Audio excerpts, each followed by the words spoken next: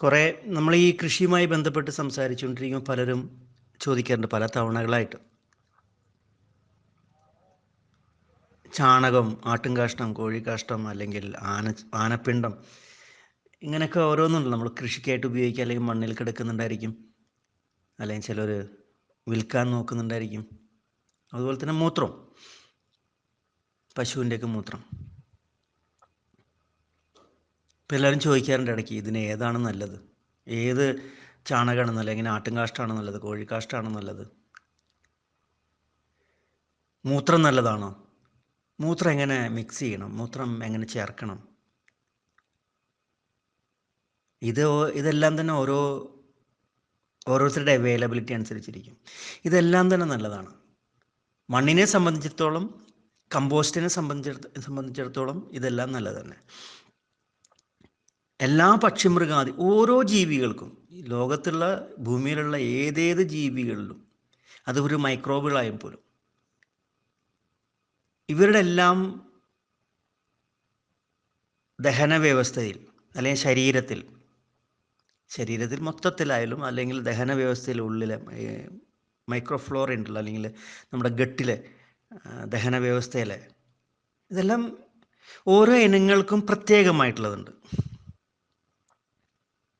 ചില ജീവികളിൽ, ആ ജീവികളിൽ മാത്രമേ അത്തരത്തിലുള്ള മൈക്രോബുകൾ ഉണ്ടാവാറുള്ളൂ. പിന്നെ എന്താണെന്ന് വെച്ചാൽ കോമൺ ആയിട്ടും ഇപ്പോൾ മനുഷ്യനിൽ തന്നെ ഓരോ മനുഷ്യരിലും വ്യത്യസ്തമായിട്ടുള്ള മൈക്രോബുകളായിരിക്കും, അളവിലും ഇനത്തിലും. അങ്ങനെ ആവുള്ളൂ. കാരണം നമ്മൾ പറയില്ലേ, പ്രകൃതിയിലൊന്നും in natural and everything is unique. തികച്ചും വ്യത്യസ്തമായിട്ടുള്ള ഇനങ്ങളാണ്. ഈവൻ ഓരോ ഇനത്തിൽ തന്നെ, ഒരു സ്പീഷീസിൽ തന്നെ വ്യത്യസ്തമായിട്ടുള്ള അംഗങ്ങൾ ഉണ്ടാവില്ലേ, അതിലും വ്യത്യസ്തമായിട്ടുള്ള മൈക്രോബുകളായിരിക്കും. പക്ഷേ പൊതുവെ ഒരു സ്പീഷീസിനെ സംബന്ധിച്ചിടത്തോളം പൊതുവായിട്ടുള്ള ചില മൈക്രോബുകൾ കോമൺ ആയിട്ടുണ്ടായിരിക്കും. അത് പക്ഷിമൃഗാദികൾ എടുത്തു കഴിഞ്ഞാലും മനുഷ്യനെ എടുത്തു കഴിഞ്ഞാലും അതിലും ഉണ്ടായിരിക്കും കോമൺ ആയിട്ടുള്ള മൈക്രോബുകൾ. സ്പീഷീസ് ഇനത്തിൻ്റെ അനുസരിച്ചുള്ള മൈക്രോബുകൾ ഉണ്ടായിരിക്കും, കോമൺ ആയിട്ടുള്ള മൈക്രോബുകൾ ഉണ്ടായിരിക്കും. ഇതെല്ലാം തന്നെ ഈ പ്രകൃതിയിൽ വയറ്റിൽ ചെല്ലുന്ന അല്ലെങ്കിൽ വയറെന്നൊക്കെ പറയില്ല, ദഹന വ്യവസ്ഥ, അതിലുള്ള മൈക്രോബുകൾ തന്നെയാണ് പുറത്തുള്ളത് പലതും. അങ്ങനെ ഒരു കോമൺ ഫാക്ടർ കാണാൻ പറ്റും. അതല്ലെങ്കിൽ പ്രകൃതിയിലുള്ളത് തന്നെയാണ് ഈ ദഹന വ്യവസ്ഥയിലുള്ളത്. അപ്പോൾ ആർക്കെങ്കിലും പ്രത്യേകിച്ച് ലോകത്ത് എവിടെയും ആർക്കും ഇല്ലാത്ത പോലെ എന്തെങ്കിലും ഉണ്ടെന്ന് ചോദിച്ചാൽ ഏതെങ്കിലും ജീവിക്കണമെന്ന് വെച്ചാൽ അങ്ങനെ ഉണ്ടാവില്ല, കോമൺ ആയിരിക്കും. കാരണം ഈ പ്രകൃതിയിലുള്ള എല്ലാ ജീവികളും ഈ പ്രകൃതിയിൽ തന്നെയാണ്. ഈ പ്രകൃതിയിലുള്ള എല്ലാം തന്നെ ആ ജീവികളിലും കാണും, ആ ജീവികളിൽ ഉള്ളതെല്ലാം തന്നെ പ്രകൃതിയിലും കാണും, ഈ മണ്ണിലൊക്കെ കാണും. അങ്ങനെയാണ് അതിൻ്റെ ഒരു ഘടന, അല്ലെങ്കിൽ അതിൻ്റെ ഒരു അവസ്ഥ എന്നൊക്കെ പറയില്ല, ചുറ്റുപാടുകൾ. അതല്ലാതെ ഇതിന് പ്രത്യേകിച്ച് ഏതിൻ്റെയെങ്കിലും ചാണകത്തിനോ മൂത്രത്തിനോ ദിവ്യത്വം കൽപ്പിക്കേണ്ട ആവശ്യമൊന്നുമില്ല. മൂത്രം ചാണം എന്ന് പറഞ്ഞാൽ മൂത്രം ചാണം തന്നെയാണ്. അതിന് പ്രത്യേകിച്ച് എന്തെങ്കിലും ഉണ്ടോ എന്ന് ചോദിച്ചു കഴിഞ്ഞാൽ അത് ചാണം തന്നെ, മൂത്രം തന്നെ. അതിന് പ്രത്യേക എന്തെങ്കിലും ദിവ്യത്വം ഉണ്ടോ? ഇല്ല. നമുക്ക് മുൻകാലങ്ങളിൽ ഓരോരോ ദിവ്യത്വം കൽപ്പിക്കുന്ന ഒരു സ്വഭാവം ഉണ്ടായിരുന്നു പണ്ട് കാലങ്ങളിലൊക്കെ. അപ്പോൾ അതിനനുസരിച്ച് ഓരോ ദിവ്യത്വം കൽപ്പിച്ച് ഓരോന്നിനും പ്രത്യേകം പദവികളൊക്കെ നൽകി ദിവ്യമായ എന്നൊക്കെ പറഞ്ഞുകൊണ്ട് അതിനെ പ്രകീർത്തിച്ചിരുന്നു, സ്ഥാനം കൊടുത്തിരുന്നു. അതിപ്പോൾ ഓരോരോ കൾച്ചറിലും കാണാൻ സാധിക്കും. അത് ഇപ്പോൾ ചില ഭാഗത്ത് പോയി കഴിഞ്ഞാൽ ചില പുഷ്പങ്ങൾ അത് ഒരു ദിവ്യമായിട്ടുള്ള പുഷ്പമായിട്ട് കരുതുന്നു, ചില മൃഗങ്ങളെ ആയിട്ട് കരുതുന്നു, ചില മനുഷ്യരെ ദിവ്യന്മാരായിട്ട് കാണുന്നു, അല്ല ചില ജീവികളെ ദിവ്യത്തുള്ളതായിട്ട് കാണുന്നു. ഇങ്ങനെ പോകുന്നു. പക്ഷെ നമ്മൾ അതിനെക്കുറിച്ച് വസ്തുനിഷ്ഠമായിട്ട് അതിൻ്റെ ഒരു ജീവി എന്നത് എന്താണ്, അല്ലെങ്കിൽ ജീവിയുടെ ചാണകം എന്താണ്, അല്ലെങ്കിൽ കാഷ്ടം എന്താണ്, അല്ലെങ്കിൽ മൂത്രം എന്താണ് എന്നതും അതിലത്തെ മൈക്രോബുകളെ കുറിച്ച് കൂടുതൽ മനസ്സിലാക്കാൻ സാധിച്ചപ്പോഴുമാണ് നമ്മൾ ഇതൊക്കെ എന്ത് ചെയ്യാം, എങ്ങനെ ചെയ്യാം എന്നുള്ളതൊക്കെ മനസ്സിലാക്കിയത്. ഇപ്പോൾ നമ്മൾ കമ്പോസ്റ്റ് ചെയ്യുന്നു, അല്ലെങ്കിൽ വളം ചേർക്കുന്നു, ഇതിനെല്ലാത്തിനും അതിൻ്റേതായിട്ടുള്ളൊരു പ്രാക്ടീസുണ്ട്, കൾച്ചറൽ പ്രാക്ടീസുണ്ട്. പിന്നെ നമ്മൾ അന്വേഷിച്ചറിഞ്ഞ, കണ്ടെത്തി മനസ്സിലാക്കിയ ചില വിഷയങ്ങൾ, മൈക്രോബുകൾ ഏതൊക്കെയാണ്, എങ്ങനെയാണ് അതിൽ പ്രവർത്തിക്കുന്നത്, എങ്ങനെ നഷ്ടപ്പെടുന്നു, അതിലത്തെ മിനറൽസ് എന്താണ്, അതിലത്തെ മറ്റ് എൻസൈമുകളൊക്കെ എന്തൊക്കെയാണ് ഉള്ളത് എന്നുള്ളതൊക്കെ. അത് പച്ച ചാണകം അല്ലെങ്കിൽ പച്ച കാഷ്ടം എന്നൊക്കെ പറയില്ല, അതെന്താണ്, ഉണങ്ങിക്കഴിഞ്ഞാൽ എന്താണ്, വായുവുമായിട്ട് കൂടുതൽ സമ്പർക്കത്തിൽ ഏർപ്പെട്ട് കഴിഞ്ഞാൽ എന്ത് സംഭവിക്കുന്നു എന്നതൊക്കെ. ഇപ്പോൾ ഒരു ഉദാഹരണത്തിന് പച്ച ചാണകം നമ്മൾ കൂന കൂട്ടിയിടുന്നു. എപ്പോഴും കൂന കൂട്ടിയിടാണ് വേണ്ടത്, അല്ലെങ്കിൽ കുഴിയിൽ ആക്കി വയ്ക്കുന്നു. കാരണം കൂടുതൽ വായു സഞ്ചാരം ഇല്ലാതിരിക്കാനായിട്ട്, അതായത് കംപ്ലീറ്റ്ലി എക്സ്പോസ്ഡ് ആക്കാതിരിക്കാൻ, അതല്ലെങ്കിൽ കംപ്ലീറ്റ്ലി സൂര്യപ്രകാശം തട്ടാതിരിക്കാനായിട്ട്. ചിലവരൊക്കെ ചാണകം ഉണക്കിയെടുക്കുന്നതാണ്. ചാണകം ഒരാഴ്ചക്കുള്ളിൽ തന്നെ അത് ഒരു 1-2 ദിവസം തന്നെ പുറത്ത് വായുവുമായിട്ടുള്ള സൂര്യപ്രകാശവുമായിട്ടുള്ള സമ്പർക്കത്തിലേക്ക് കഴിഞ്ഞാൽ ഏകദേശം 50% അതിൻ്റെ നൈട്രജൻ എല്ലാം വാതകമായിട്ട് പോകും. ഏകദേശം ഒരു 2 ആഴ്ചക്കുള്ളിൽ തന്നെ അത് 100% നൈട്രജനും അതിൽ നിന്ന് നഷ്ടപ്പെടുകയും ചെയ്യും, ചാണകം ഉണക്കുന്നതോട് കൂടിയിട്ട്. ഇങ്ങനെയാണ്. അപ്പോൾ ചാണകവും ആട്ടുംകാട്ടം കോഴിക്കാഷ്ടം എല്ലാം നല്ലത് തന്നെയാണ്. എല്ലാത്തിലും നൈട്രജനും പൊട്ടാസ്യം ഫോസ്ഫറസും ഒക്കെ ഉണ്ട്. അങ്ങനെ ദിവ്യത്വം നമ്മളിപ്പോൾ ഈ മനസ്സിലാക്കിയ വിഷയം അനുസരിച്ച് ദിവ്യത്വം കൽപ്പിക്കുക എന്നുണ്ടെങ്കിൽ ഏറ്റവും നല്ലത് മുയലിൻ്റെ കാഷ്ടത്തിനാണ്. മുയലിനേക്കാളും കൂടുതൽ നൈട്രജനും പൊട്ടാസ്യം ഫോസ്ഫറസ് ഒക്കെ ഉള്ളതൊക്കെ ഉണ്ടായിരിക്കാം, നമ്മളിതുവരെ മനസ്സിലാക്കിയിട്ടില്ല. പക്ഷേ കൂടുതൽ അളവിൽ കിട്ടാൻ സാധ്യതയുള്ളത്, നമുക്ക് കൂടുതൽ അളവിൽ കിട്ടുക എന്നുള്ളതുണ്ടല്ലോ. പിന്നെ പശുവിൻ്റെ ചാണകത്തിനാണെങ്കിൽ കുറച്ച് ഡ്രൈനെസ് കൂടുതലാണ്, എരുമയുടെ ചാണകത്തിനാണെങ്കിൽ കുറച്ച് വാട്ടറി ആയിട്ടുള്ള ഒരു രൂപത്തിലാണ്. അപ്പോൾ ഹാൻഡിൽ ചെയ്യാൻ എളുപ്പം പശുവിൻ്റെ ചാണകമാണ്. ആട്ടും കാഷ്ടം ഹാൻഡിൽ ചെയ്യാൻ വളരെ എളുപ്പമാണ്. അപ്പോൾ ആട്ടിൻ്റെ കാഷ്ടം പറയുമ്പോൾ അത് പൊടിഞ്ഞ് കിട്ടുന്നില്ല, എല്ലാം പൊടിഞ്ഞ് ചേരണം എന്നുള്ള അർത്ഥത്തിലാണ് എല്ലാവരും കാണുക. ആട്ടും കാഷ്ടം അങ്ങനെ പൊടിയണമെന്നില്ല, മണ്ണിലേക്ക് ചേർന്നാൽ മതി, ചേർന്നിരുന്നാലും മതി, അവിടെ ഇരുന്ന് ഉണങ്ങുക, പൊടിയെ സാവധാനം പൊടി എന്ത് വേണേലായിക്കോട്ടെ. ഇതെല്ലാം തന്നെ ഓർഗാനിക് മാറ്ററാണ്. ഈ ഓർഗാനിക് മാറ്റർ മണ്ണിലേക്ക് ചെല്ലുമ്പോഴാണ് മണ്ണിൻ്റെ സ്ട്രക്ചർ നന്നാവുന്നത്. പച്ചയിലല്ല, അത് കമ്പോസ്റ്റ് ചെയ്തെടുക്കുകയാണെങ്കിൽ വളരെ നന്നായി. അപ്പോൾ പോഷകങ്ങൾ അധികം നഷ്ടപ്പെടുന്നില്ല. അതേസമയം ഉണക്കിയെടുത്ത് കഴിഞ്ഞാൽ അതിലത്തെ പോഷകങ്ങൾ മുഴുവൻ നഷ്ടപ്പെടുകയും ചെയ്യും.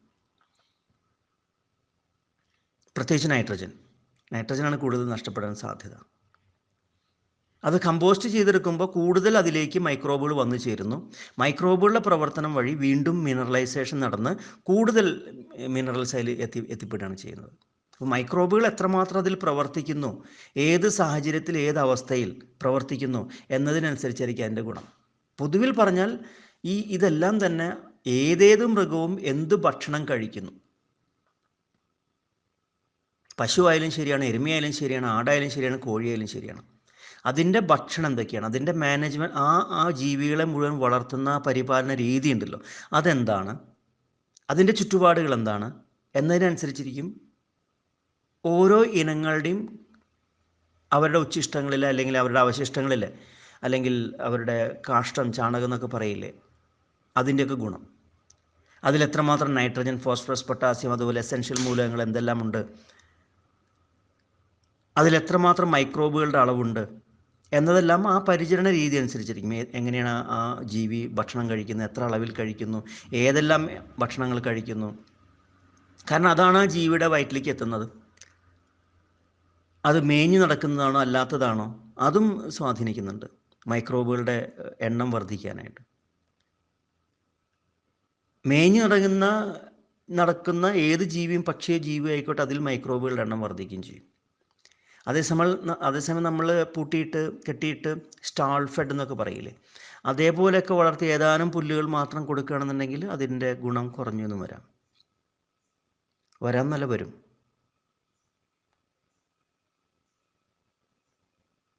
അപ്പോൾ ഏത് പക്ഷിയുടെ കാഷ്ടത്തിനാണ് ഗുണം കൂടുതൽ, ഏത് മൃഗത്തിൻ്റെ കാഷ്ടമാണ് കൂടുതൽ ഗുണം എന്നതിനനുസരിച്ച് നമുക്ക് ദിവ്യത്വം കൽപ്പിക്കേണ്ട ആവശ്യമില്ല. ഇതെല്ലാം ചിലർ പശുവിൻ്റെ മൂത്രം കഴിക്കുന്നവരുണ്ട്, കുടിക്കുന്നവരുണ്ട്, ചാണകം മേത്ത് തേക്കുന്നവരുണ്ട്. അല്ല, എത്ര അപകടമാണെന്നറിയാത്. നമ്മുടെ ഇന്ത്യയിൽ തന്നെ വലിയ വെറ്റിനറി ഡിപ്പാർട്ട്മെൻറ്റ് ഇതിനെക്കുറിച്ചെല്ലാം വിവരങ്ങൾ പുറത്തു വിട്ടിട്ടുണ്ട്. എന്തുമാത്രം അപകടങ്ങളുള്ള ബാക്ടീരിയകളോ അല്ലെങ്കിൽ മൈക്രോബുകളൊക്കെ അതിലുണ്ട് എന്നതിനെ സംബന്ധിച്ച്. അത് ഓരോ ശരീരത്തിലും ഓരോ തരത്തിലായിരിക്കും റിയാക്ട് ചെയ്യുക. എൻ്റെ ശരീരം പോലെയായിരിക്കും നിങ്ങളുടെ ശരീരം, ഒരാളുടെ ശരീരം ഘടന പോലെയായിരിക്കും മറ്റൊരാളുടെ. ഒരാളുടെ ശരീരത്തിലെ മൈക്രോഫ്ലോറ എന്താണോ അതായിരിക്കില്ല മറ്റൊരാളുടെ. അപ്പോൾ അതിനനുസരിച്ച് നമ്മൾ ചാണകമൊക്കെ മേത്ത് തയ്ക്കുമ്പോൾ അല്ലെങ്കിൽ മൂത്രമൊക്കെ കുടിക്കുമ്പോൾ ചിലപ്പോൾ അപകടങ്ങൾ ഉണ്ടാവാം, ചിലപ്പോൾ അപകടങ്ങൾ കുറവായിരിക്കാം. പക്ഷേ അത് എപ്പോഴും സാധ്യത കൂടുതലാണ്. അതിൻ്റെ ഒന്നും ആവശ്യമില്ലല്ലോ നമുക്ക്, അല്ലേ? മൂത്രം കുടിക്കേണ്ട ഒരു ഗതികേടിലേക്കും നമ്മൾ എത്തിയിട്ടില്ലല്ലോ, അല്ലേ? അല്ലാതെ തന്നെ നമുക്ക് മരുന്നുകളും വൈറ്റമിൻസൊക്കെ ഇഷ്ടംപോലെ കിട്ടാനുണ്ട്. പിന്നെന്തിനാണ് ഈ മൂത്രം കുടിക്കാൻ വേണ്ടിയിട്ട് മത്സരിക്കുന്നത്? അതിനൊരു ദിവ്യത്വം കൽപ്പിച്ചുകൊണ്ട് ആളുകളെ തെറ്റിദ്ധരിപ്പിക്കുന്നത്. അങ്ങനെ ആരും അമൃത് കഴിച്ച പോലെ രക്ഷപ്പെട്ട് വയസ്സ് കൂടി എന്നുള്ള പോലെ ആരും കാണാൻ പറ്റില്ല. 150 വർഷം വരെ ജീവിക്കുക, ആരോഗ്യത്തിലൂടെ 200 വർഷം വരെയൊക്കെ ജീവിക്കുക, അല്ലെ? അങ്ങനെ നമുക്ക് സംഭവിക്കുന്നില്ല. ഏതെങ്കിലും രോഗം മാറുന്നുണ്ടോ? അതും ഉണ്ടാവില്ല. അങ്ങനെയും തെളിയിക്കപ്പെട്ടിട്ടില്ല. അങ്ങനെ പിന്നെ ആശുപത്രികളുടെ ആവശ്യമില്ല, അല്ലെങ്കിൽ ഏതെങ്കിലും രോഗത്തിന് വേണ്ടിയിട്ട് ഡോക്ടറെ അടുത്ത് പോകേണ്ട ആവശ്യമില്ല. മൂത്രമോ ചാണകമൊക്കെ പരട്ടി വെച്ചാൽ പോരെ. അങ്ങനെയുമില്ല. പിന്നെ ഒരു വിശ്വാസം, ഓരോരുത്തർക്കും ഓരോ താല്പര്യം ഉണ്ടാവുമല്ലോ. അപ്പോൾ അത് അവർ ചെയ്യുന്നവർ ചെയ്യട്ടെ എന്ന് ഞാൻ മാത്രമേ പറയാൻ പറ്റുള്ളൂ. കൃഷിയെ സംബന്ധിച്ചിടത്തോളം അങ്ങനെ പ്രത്യേകതകളൊന്നുമില്ല, മൂത്രം ചാണകം. പക്ഷെ നമ്മളിതുവരെ മനസ്സിലാക്കിയിട്ടുള്ളത് കോഴിക്കാഷ്ടത്തിന് കൂടുതൽ നൈട്രജനും ഫോസ്ഫറസും പൊട്ടാസ്യം ഉണ്ട്. മുയലിൻ്റെ കാഷ്ടത്തിന് കൂടുതൽ അളവിൽ നൈട്രജൻ, അത് ഈ കോഴിക്കാഷ്ടത്തിനേക്കാൾ കൂടുതലായിട്ട്. ആനപ്പിണ്ടത്തിലുണ്ട് നല്ല അളവിൽ. എല്ലാത്തിലും പ്രത്യേകം മൈക്രോബുകൾ നമ്മളിതെല്ലാം കണ്ടെത്തിയിട്ടുണ്ടെന്ന്. ആനയുടെ പിണ്ടത്തിൽ എന്തെല്ലാം മൈക്രോബുകളുണ്ട്, ആനയുടെ ഗട്ടിൽ എന്തെല്ലാം മൈക്രോബുകളുണ്ട്, അത് ഏതെല്ലാം ഇനങ്ങളാണ്, എത്രമാത്രം ഉപദ്രവകാരികളുണ്ട്, എത്രമാത്രം ഉപകാരികളുണ്ട്. അതിൽ തന്നെ എയറോബിക്കായിട്ട് പ്രവർത്തിക്കുന്നത് ഏത്, എനൈറോബിക്കായിട്ട് പ്രവർത്തിക്കുന്നത് ഏത്, അതിൽ തന്നെ പ്ലാന്റ് ഗ്രോത്ത് പ്രൊമോട്ടേഴ്സ് PGPR, അല്ലേ? അതൊക്കെ എത്രമാത്രം ഉണ്ട്, അത് ഏതെല്ലാം രോഗങ്ങളെ തടയിടാൻ സാധിക്കുന്നുണ്ട്. അത്തരം ഗട്ടിൽ നിന്ന്, പശുക്കളുടെയും പക്ഷികളുടെയൊക്കെ വയറ്റിൽ നിന്ന് വരുന്ന ഫെസസിൽ നിന്ന് ഏതെല്ലാം രോഗങ്ങളെ പോലും പ്രതിരോധിക്കാം. ഇപ്പോൾ നമ്മൾ പറയില്ലേ, ഫിസേറിയം, റൈസെക്ടോണിയ, പിത്തിയം, ഇതിനൊക്കെ പ്രതിരോധിക്കാൻ കഴിവുള്ള പോലും കണ്ടെത്തിയിട്ടുണ്ട് നമ്മൾ. ഇപ്പോൾ ഈ അടുത്തിടെ നടന്ന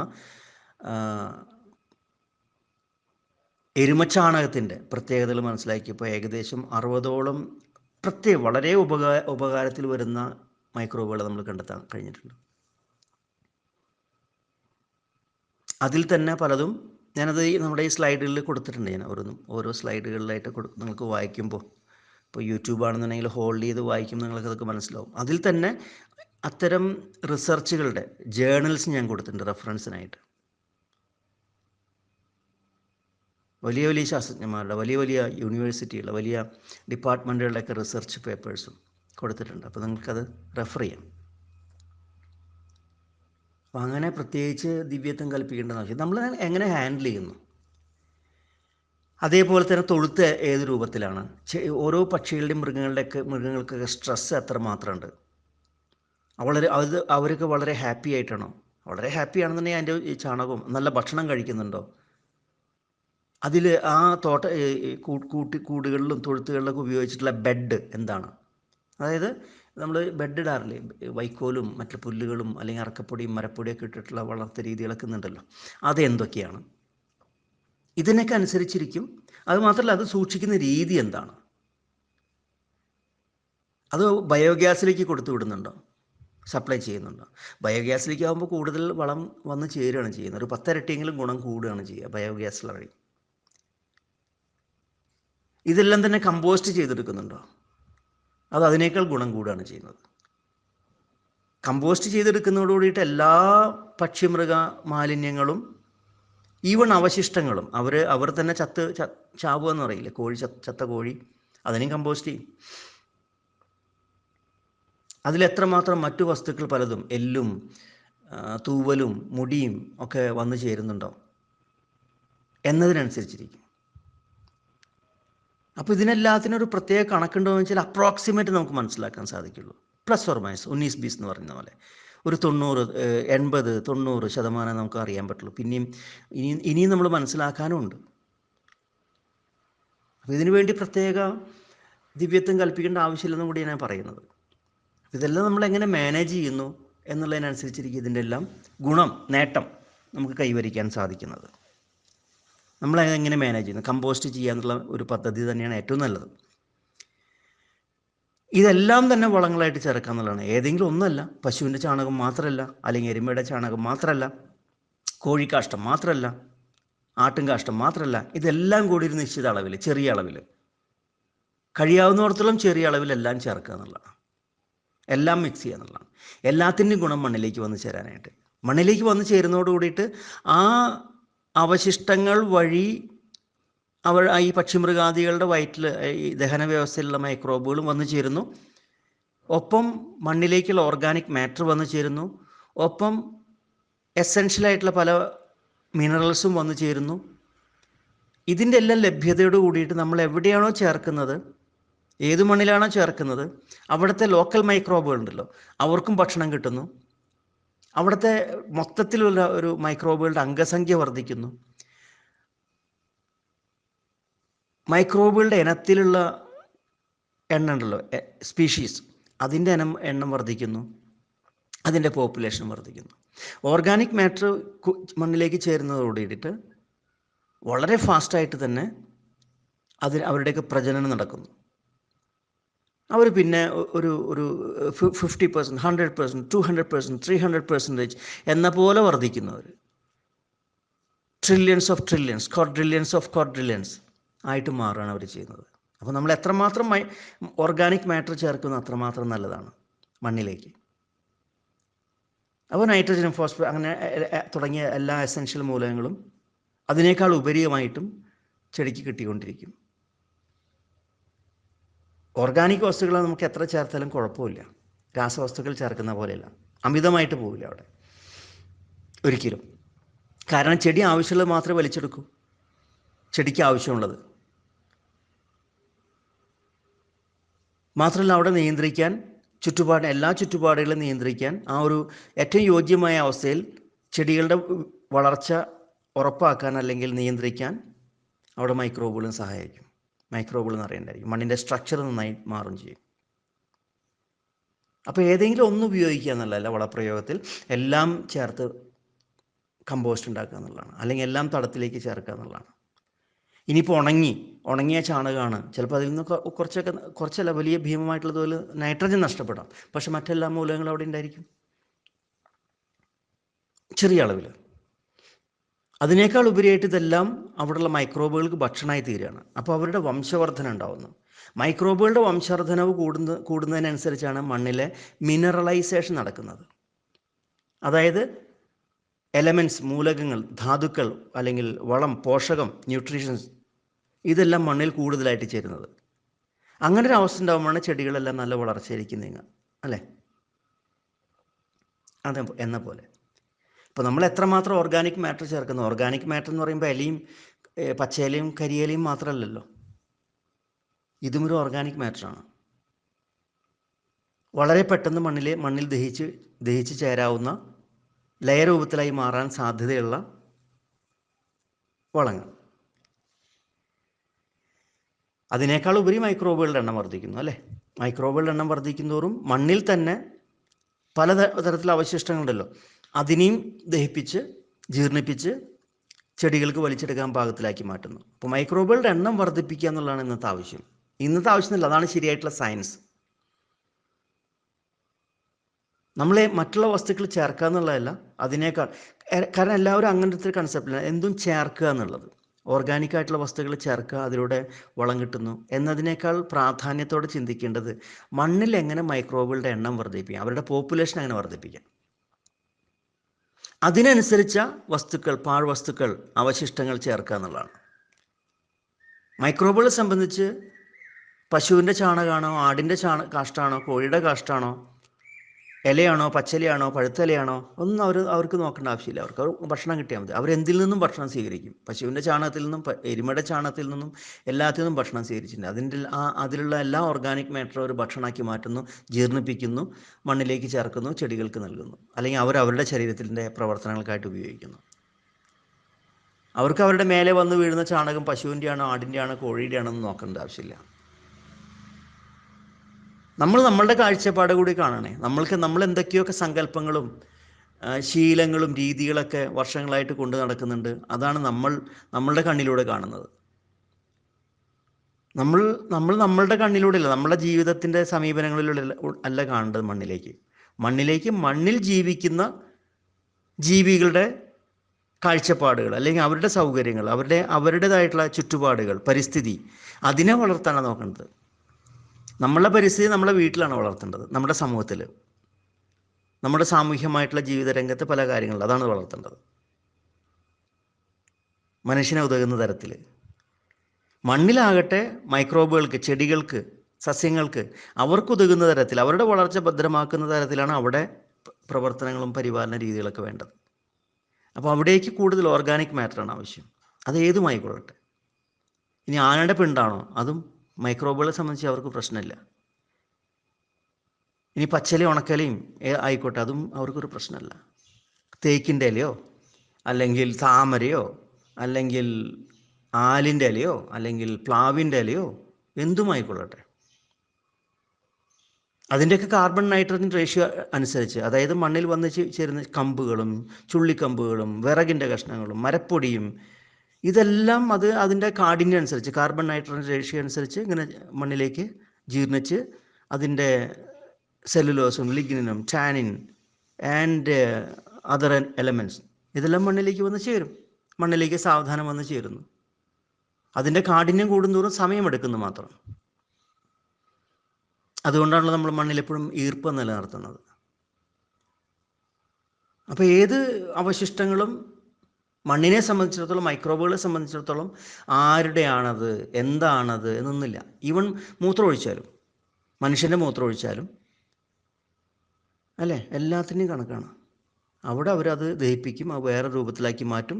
അവർക്കും അവരുടെ സുഹൃത്തുക്കളാണ് മൈക്രോബുകളുടെ സുഹൃത്തുക്കളാണ് ചെടികൾ. അങ്ങനെ സിംബയോട്ടിക് ബന്ധത്തിൽ നിൽക്കുന്നവരുണ്ട്, അല്ലാതെ സ്വതന്ത്രമായി പ്രവർത്തിക്കുന്നവരുണ്ട്. അവരുടെ പ്രവർത്തനത്തിനായിട്ട് നിൽക്കുന്നു, അവരുടെ സ്വന്തം കാര്യം. മൈക്രോബുകൾ ചെടികളുമായിട്ട് സിംബയോട്ടിക് ബന്ധത്തിൽ പ്രവർത്തിക്കുന്ന, സഹവർത്തിത്വ ബന്ധത്തിൽ പ്രവർത്തിക്കുന്നവരാകട്ടെ ചെടിയുമായി ബന്ധപ്പെട്ട് സഹകരിച്ച് ചെടിയിൽ നിന്ന് ഭക്ഷണം സ്വീകരിക്കുന്നു, പകരം ചെടിക്കും എന്തെങ്കിലും സംഭാവന കൊടുക്കുന്നു. അവരെ സംബന്ധിച്ചിടത്തോളം ഇന്നത് വേണം, എനിക്ക് ഇന്ന പശുവിൻ്റെ ചാണകം വേണം, അങ്ങനെയും പറയാൻ പറ്റില്ല. പെച്ചൂർ പശുവിൻ്റെ വേണോ, സഹിവാളിൻ്റെ വേണോ, തർപ്പാക്കറിൻ്റെ വേണോ, കാസർഗോഡ് കുള്ളൻ്റെ ആണോ, സിന്ധി പശുവിൻ്റെ ആണോ, ജേഴ്സി പശുവിൻ്റെ ആണോ, ആഫ്രിക്കയിൽ നിന്ന് കൊണ്ടുവന്ന പശുവാണോ, ബ്രിട്ടനിൽ നിന്ന് കൊണ്ടുവന്ന പശുവാണോ, അങ്ങനെ അവർക്ക് അറിയേണ്ട ആവശ്യമില്ല. അവരങ്ങനെ ചോദിക്കുന്നില്ല, ചിന്തിക്കുന്നുമില്ല. അവർ താമസിക്കുന്ന മണ്ണിൽ ഏത് വീഴുന്നോ അതിനെ ദഹിപ്പിക്കുക എന്നുള്ളതാണ്. ഇനി മനുഷ്യൻ്റെ കാഷ്ടായാൽ പോലും അതിനെ അവർ ദഹിപ്പിച്ചെടുക്കും. ആരെല്ലാം ചത്ത് വീഴുന്നോ, എന്തെല്ലാം അടിഞ്ഞു കൂടുന്നോ അതിനെല്ലാം ദഹിപ്പിച്ചെടുക്കും. അതാണ് അവരുടെ പണി. അവരതിനെ വീണ്ടും കാർബൺ, നൈട്രജൻ, ഓക്സിജൻ, അതായത് ഈ പരിസരത്തെ സകലമാന ജീവജാലങ്ങൾക്ക് എന്തൊക്കെ വേണോ ആ രൂപത്തിലേക്ക് ആക്കി കൊടുക്കുകയാണ് ചെയ്യുന്നത്. സൈക്ലിംഗ് ആണ് അവിടെ നടക്കുന്നത്. സൈക്ലിംഗ് എന്നൊക്കെ പറയില്ലേ, അതാണ് അവിടെ നടക്കുന്നത്. നമ്മൾ പൊറോട്ട വേണം, ലഡു വേണം, കേക്ക് വേണം, പിസ്സ വേണം എന്ന് പറയുന്ന പോലെ ഇല്ല അവർക്ക്. കാരണം അവർക്ക് അങ്ങനത്തെ ഒരു സംസ്കാരമില്ല. നമ്മളും പിസ്സ വേണം, ലഡു വേണം എന്നൊക്കെ പറഞ്ഞാൽ ഇന്നലെ അല്ലേ പിസ്സ വേണമെന്ന് പറയുന്നതോ കുഴിമന്തി വേണമെന്ന് പറയുന്നതോ ഒക്കെ ഇന്നലെയും മിനിങ്ങാന്നൊക്കെയാണ്. മുൻകാലങ്ങളിലൊന്നും ഉണ്ടായിരുന്നില്ല. അന്ന് കഞ്ഞിയും പുഴുക്കും മീൻകറിയൊക്കെ ആയിട്ട് കഴിച്ചു കൂട്ടിയായിരുന്നു, അല്ലെ, പോത്തിറച്ചിയും ആട്ടിറച്ചിയും കോഴിയിറച്ചിയൊക്കെ ആയിട്ട്. അപ്പോൾ നമ്മൾ അങ്ങനെ ദഹിപ്പിക്കുന്നു. ഏതൊരു ശരീരത്തിൽ ഇപ്പോൾ കോഴി ഇറച്ചി കഴിച്ചാലും ആ ശരീരം, ആ വയറ്, ആ ദഹന വ്യവസ്ഥ അതിനെ ദഹിപ്പിച്ചെടുക്കുന്നു. അത് പട്ടരായാലും നായരായാലും നമ്പൂരിയായാലും ആരുടെ വയറ്റിൽ പോയാലും അവിടുത്തെ മൈക്രോബുകളെ സംബന്ധിച്ചിടത്തോളം മനുഷ്യൻ്റെ മൈക്രോബാണ് അത്. ഏത് ശരീരം എന്നില്ല, അവർക്ക് അത് എന്താ പറയുക, ആ അന്നനാളിയിലൂടെ സാധനം വരുന്നുണ്ട്, അതവർ കഴിക്കുന്നു. ഇന്ന് ആട്ടിറച്ചിയിൽ അവർക്ക് കുഴപ്പമൊന്നുമില്ല, അവർക്ക് വേറെ എന്തെങ്കിലും ഭക്ഷണം കിട്ടിയാൽ മതി. ഇന്ന് പോത്തിറച്ചിയാണോ, അതും കഴിക്കും അവർ. ഇന്നില്ലേ കയ്പ്പയ്ക്ക മെഴുക്കുവരട്ടിയാണോ, അത് കഴിക്കും അവർ.